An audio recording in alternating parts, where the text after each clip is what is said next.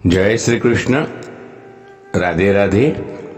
राधे सत्संग में सत्संग का रसपान करते सभी आत्मीय जनों, श्री वल्लभ की प्रेरणा से प्रेरित होकर राधे सत्संग में आज हम जानेंगे कि भगवान श्री कृष्ण ने गोवर्धन पर्वत उठाया।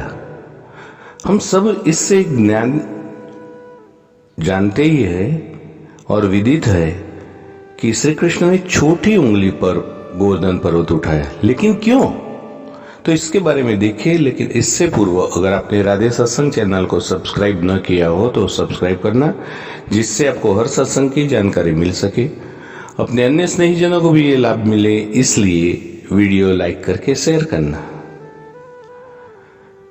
श्री गोवर्धन नाथ की जय। प्रियजनों, भगवान श्री कृष्ण ने छोटी उंगली पर ही गोवर्धन क्यों उठाया? हम सब जानते हैं कि भगवान ने गिरिराज को धारण किया, लेकिन छोटी उंगली पर क्यों? तो वैसे तो सभी जानते हैं कि भगवान श्री कृष्ण ने गोवर्धन पर्वत को इंद्र के अहंकार को तोड़ने के लिए अपनी उंगली पर उठाया था। अब दूसरी तरफ से भी इसका सार इस तरह से समझे कि जब भगवान श्री कृष्ण गोकुल वासियों को इंद्रदेव के प्रकोप से बचाने के लिए गोवर्धन पर्वत उठाने वाले थे, तो उन्होंने अपनी उंगलियों से पूछा कि किस पर पर्वत को उठाए। तो सबसे पहले अंगूठा बोला, मैं नर हूं, बाकी उंगलियां तो स्त्रियां हैं, तो इसलिए आप पर्वत मुझ पर ही उठाइए। फिर तर्जना बोली, किसी को यदि चुप कराना हो या कोई संकेत करना हो तो मैं ही काम आती हूं ना, इसलिए आप केवल मुझे और मुझ पर ही पर्वत उठाए।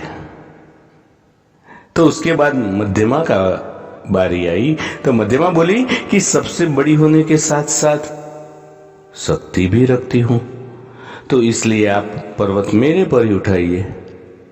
फिर चौथी उंगली अनामिका बोली, सभी पवित्र कार्य मेरे द्वारा ही संपन्न होते हैं ना, मंदिरों में सभी देवताओं को मैं ही तो तिलक लगाती हूं, तो प्रभु आप मुझ पर ही पर्वत उठाए।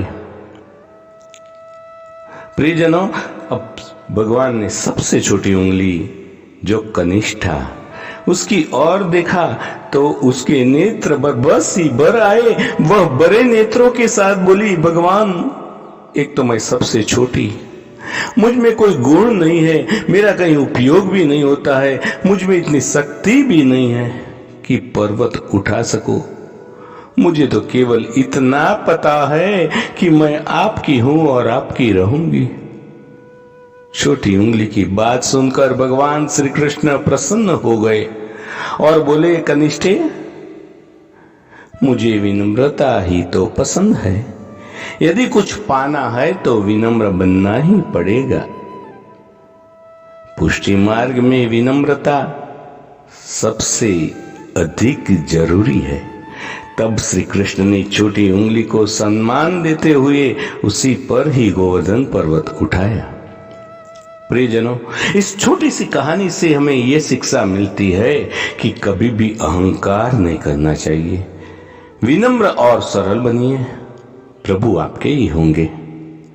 छोटा बने सो हरि पावे। तो प्रियजनों, इसके साथ ही आज के सत्संग को श्री वल्लभ के चरणों में समर्पित करें और अत्रे विराम लें। फिर मिलेंगे राधे सत्संग में नए सत्संग के साथ। श्री गोवर्धन नाथ की जय। जय श्री कृष्ण। राधे राधे।